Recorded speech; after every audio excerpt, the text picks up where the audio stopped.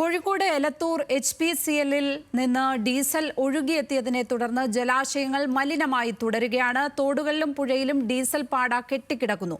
ഇത് ശുദ്ധീകരിക്കുന്ന നടപടി ഇന്നുണ്ടാകും എന്നാണ് ജില്ലാ ഭരണകൂടം അറിയിച്ചിരിക്കുന്നത്. വിവരങ്ങളുമായി ലിജോ ചേരുകയാണ്. ലിജോ, ഇന്ന് മുംബൈയിൽ നിന്നും കെമിക്കൽ എത്തിച്ച് ശുദ്ധീകരിക്കും എന്നാണ് അറിയിച്ചിരുന്നത്. ആ നടപടികളിലേക്ക് കടന്നിട്ടുണ്ടോ? നിലവിൽ ആ നടപടികളിലേക്ക് കടന്നിട്ടില്ല. 11 മണിയോടുകൂടി അങ്ങനെ കെമിക്കൽ എത്തുകയും അത് ഈ ജലാശയങ്ങളിലും മറ്റും ഒഴിച്ച് അത് ഇവിടെ ക്ലീനിങ് നടത്തുമെന്നുള്ളതാണ്, ഡീസൽ ഡിഫ്യൂസ് ചെയ്യുമെന്നുള്ളതാണ് അറിയിച്ചിരിക്കുന്നത്. പക്ഷേ ഇപ്പോഴത്തെ ഒരു പ്രശ്നം, ഇന്നലെ മുതൽ ഈ പ്രദേശങ്ങളിൽ വലിയ തോതിൽ ഈ ഡീസലിൻ്റെ ഈ അത് ഉയർത്തുന്ന മണം വലിയ തോതിൽ ആളുകൾക്ക് ബുദ്ധിമുട്ടുണ്ടാക്കുന്നുണ്ട്. ആളുകൾ അത് ശ്വസിച്ച് നിൽക്കാൻ കഴിയാത്ത സാഹചര്യത്തിലാണ്.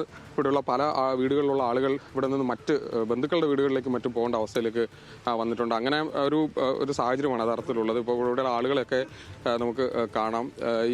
ഇതിപ്പോൾ തൊട്ടപ്പുറത്ത് വീട്ടുകാരൊക്കെ ഇവിടുന്ന് പോയി എന്ന് പറഞ്ഞു. ഇത് എന്താ അവസ്ഥ? അവർക്ക് എല്ലാത്തിനും സുഖമില്ലാത്തതാ, അപ്പൊ ഓക്സിജനൊക്കെ വെക്കുന്നതാ. അപ്പൊ ഇനി ഇതും കൂടെ കലർന്നാൽ അവർക്ക് വയ്യാണ്ട്. അപ്പൊ മോൻ ഗൾഫിൽ നിന്ന് വിളിച്ചു പറഞ്ഞു എന്തായാലും പെട്ടെന്ന് മാറാന്. ഇന്നലെ രാവിലെ ഒരു പോയി, ഇന്നലെ രാത്രി മറ്റേ മോളൊറ്റയ്ക്ക് അനക്കൊണ്ടും കൂടെ കൂട്ടിക്കൊണ്ടുവന്നതിന്. അപ്പൊ വന്ന് നോക്കുമ്പോ അവർക്ക് ഭയങ്കര പ്രശ്നമായി. ഇന്നലെ രാത്രി ഭയങ്കര സ്മെല്ലായി പറഞ്ഞു.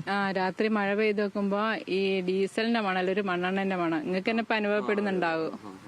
അതാണ് നമ്മളിവിടെ വന്ന് നിൽക്കുമ്പോ തന്നെ നമുക്ക് തലവേദന എടുക്കും. നിങ്ങൾ എങ്ങനെയാണ് സ്ഥിരമായിട്ട് നിൽക്കുന്നത്? അതാണ് ഈ സ്മെല്ലല്ല വരുന്നത്, നിത്യം ഈ പെട്രോളിന്റെ മണം ഇവിടെ വരുന്നത്.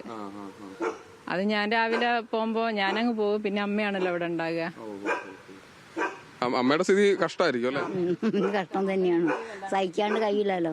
പിന്നെ മോനും വേറെ പോയ മോനൊക്കെ വന്ന് വിളിച്ചിട്ട് ഞാൻ പോകാറ്റാ. ഇതിനെക്കാട്ടും പ്രശ്നമാണ് വെക്ക് അലർജീന്റെ ഇതെല്ലാം കൊണ്ട് വേഗം മൂക്ക് തോർത്തിടുക.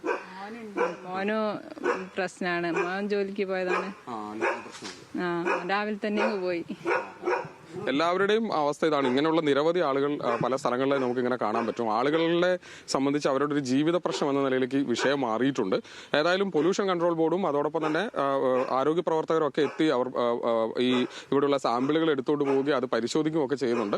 നിലവിൽ ഇപ്പോൾ ഈ കമ്പനി അധികൃതർ പറയുന്നത് പൂർണ്ണമായും ടാങ്കിൽ നിന്നോ അല്ലെങ്കിൽ പൈപ്പിൽ നിന്നുള്ള ലീക്ക് ഇല്ല, അത്തരത്തിൽ ഡീസൽ പുറത്തേക്ക് വരുന്നത് പൂർണ്ണമായും നിർത്തിയിട്ടുണ്ട്. പക്ഷെ അപ്പോഴും ഈ ഇവിടെയുള്ള ജലാശയങ്ങളിലെല്ലാം ഇപ്പോഴും പാട പോലെ ഡീസൽ കെട്ടിക്കിടക്കുന്നത് നമുക്ക് ദൃശ്യങ്ങളിലും കാണാം. ആ തരത്തിൽ നിരവധി സ്ഥലങ്ങളിൽ അത് ഉണ്ട്. ആളുകൾ ആ ഒരു ആശങ്കയോട് കൂടിയാണ്. ഇന്നലെ രാത്രിയിൽ ഇവിടെ മഴ പെയ്തിരുന്നു. ആ സമയത്ത് കുറേയൊക്കെ ഒഴുകിപ്പോയെന്നും പറയുന്നുണ്ട്. ഏതായാലും വിഷയത്തിൽ എന്ത് നടപടി, അതായത് പൂർണ്ണമായി എല്ലാ വകുപ്പുകളുടെയും റിപ്പോർട്ട് കിട്ടിയ ശേഷം കളക്ടർ എന്ത് നടപടി സ്വീകരിക്കും എന്നുള്ളതാണ് ഇനി അറിയാനുള്ളത്. കളക്ടർ അക്കാര്യത്തിൽ കർശന നടപടി സ്വീകരിക്കുമെന്ന് വ്യക്തമാക്കിയിട്ടുണ്ട്. ഏതായാലും എല്ലാ വകുപ്പുകളും ഇവിടെ വന്ന് പരിശോധന നടത്തുകയും സാമ്പിൾ എടുക്കുകയും മറ്റും ചെയ്ത് ഇപ്പോഴും മുമ്പോട്ട് പോവുകയാണ്. ഇനി ഈ പ്രശ്നം ഉണ്ടാകില്ല എന്നുള്ളതാണ് ഇപ്പോൾ കമ്പനി അധികൃതർ വ്യക്തമാക്കിയിരിക്കുന്നത്. അതിന്റെ ആശ്വാസത്തിലാണ് ഇവരുള്ളത്. പക്ഷെ അപ്പോഴും ഈ മണം വലിയ തോതിൽ ആളുകൾക്ക് ബുദ്ധിമുട്ടുണ്ടാക്കുന്ന ഒരു വാതകം എന്ന നിലയ്ക്ക് ഈ അന്തരീക്ഷത്തിൽ മുഴുവൻ അത് പടർന്നിട്ടുണ്ട്. ഈ ഒരു പ്രദേശമാകെ ആ ഒരു ബുദ്ധിമുട്ട്, കൊച്ചുകുട്ടികളും പ്രായമായവരടക്കമൊക്കെ ആ ഒരു ദുരിതം, ഒരു പക്ഷേ വലിയ പൊല്യൂഷനുള്ള ഡൽഹി നഗരം പോലെയൊക്കെ ഉള്ള ഒരു മണവും കണ്ണിന് ഉള്ള എരിച്ചിലൊക്കെയുള്ള ആ തരത്തിലാണ് ഇപ്പോൾ യഥാർത്ഥത്തിൽ ഈ പ്രദേശം, ഈ എലത്തൂർ മേഖല ഉള്ളത് എന്നുള്ളതാണ്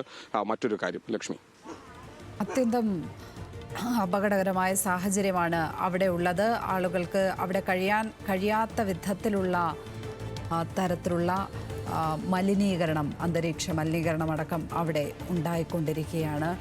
വിശദാംശങ്ങൾ നൽകുകയായിരുന്നു ലിജോ വർഗീസ്.